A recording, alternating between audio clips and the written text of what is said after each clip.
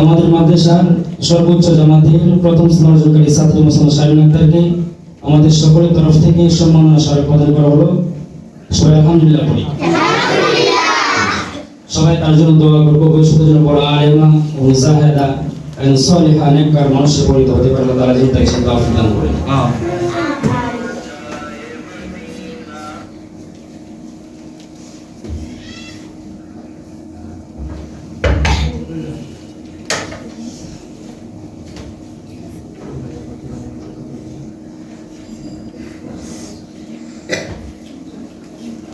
সোহান আসে নাই আমাদের?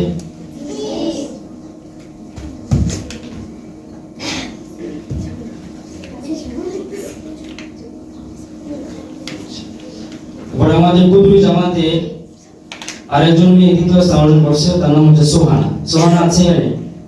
সোহানাকে আমাদের বড় হুজুরের কাছ থেকে পুরস্কার নেওয়ার জন্য অনুরোধ জানাচ্ছি।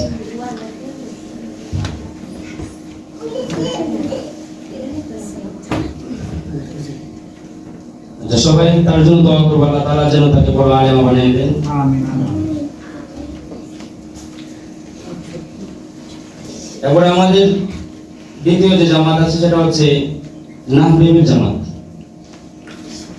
সেই নাহবিবের জামাতে আমাদের যিনি প্রথম স্থান অর্জন করছে তিনি হচ্ছেন মুসাম্মদ জান্নাত আক্তার। জান্নাত আক্তারকে আমাদের হুজুরের কাছ থেকে পুরস্কারটা গ্রহণ করার জন্য অনুরোধ করছি। ওরা সকলেই আলহামদুলিল্লাহ অনেক ভালো রেজাল্ট করছে, মুমতাজে আলা হয়েছে। সকলেই তার জন্য দোয়া করবো। এরপরে এই জামাতে যিনি দ্বিতীয় স্থান অর্জন করছে তার নাম হচ্ছে মুসাম্মদ সাদি আক্তার। সাদি আক্তারকে হুজুরের কাছ থেকে পুরস্কার নেওয়ার জন্য করছে।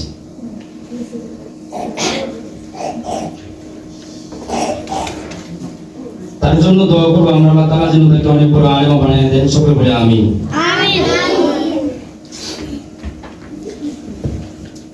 এরপরে আমাদের যে জামাত আছে মিজান জামাত। মিজান জামাতে আমাদের যে ছাত্রী প্রথম স্থান অর্জন করছে তার নাম হচ্ছে মুসাম্মদ ইলমা আক্তার। ইলমা আক্তারকে হুজুরের কাছ থেকে পুরস্কার নেওয়ার জন্য অনুরোধ করছি। হিমেল ভাইয়ের মেয়ে, আমাদের হিমেল ভাইয়ের মেয়ে আমাদের মাদ্রাসার প্রথম স্থান অর্জন করছে।